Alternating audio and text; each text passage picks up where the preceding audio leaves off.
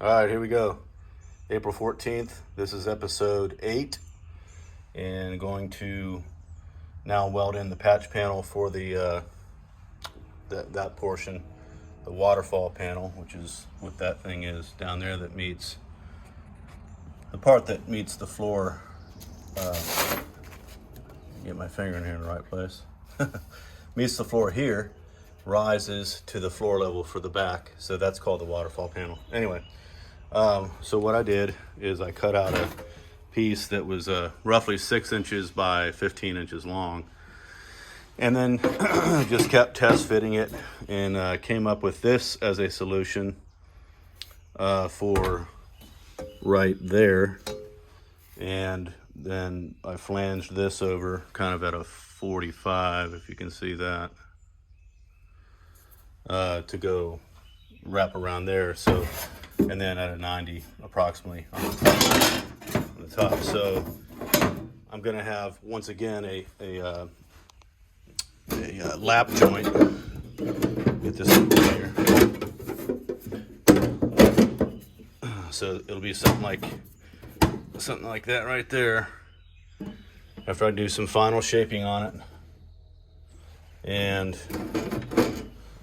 then on the back side, I will seam seal back here, as well as on the front. When this is all done, I'm going to seam seal that whole edge right there, as well as, you know, down here along that edge where I, you know, just tack welded in the, there it is, tack welded in the floor piece.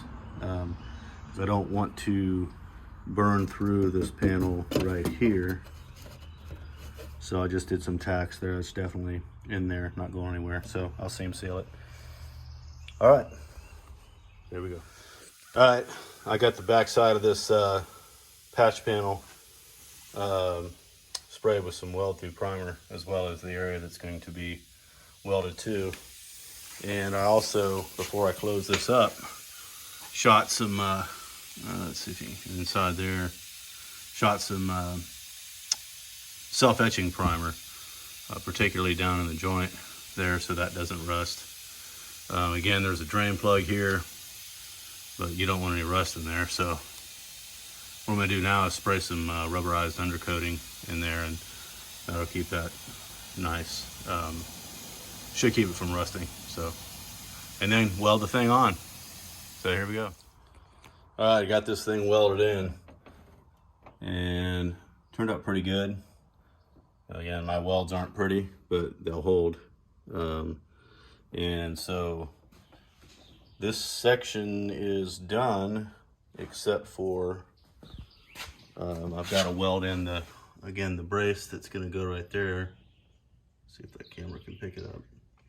I'll just show you that when it happens. But anyhow, I got some couple good tack welds on this side as well. What I'm going to need to do, though, is obviously seam seal in there, which I'm going to do anyway, but I'll seam seal it from the front side as well as this back side here, and make sure that there's nothing going to be getting in there, because I have a little bit of space right here, just a little bit, but nothing that the seam sealer won't take care of. That's what that stuff is for. And like I said, I'm going to seam seal all along this bottom edge here, starting from the very beginning over there once I repair that section.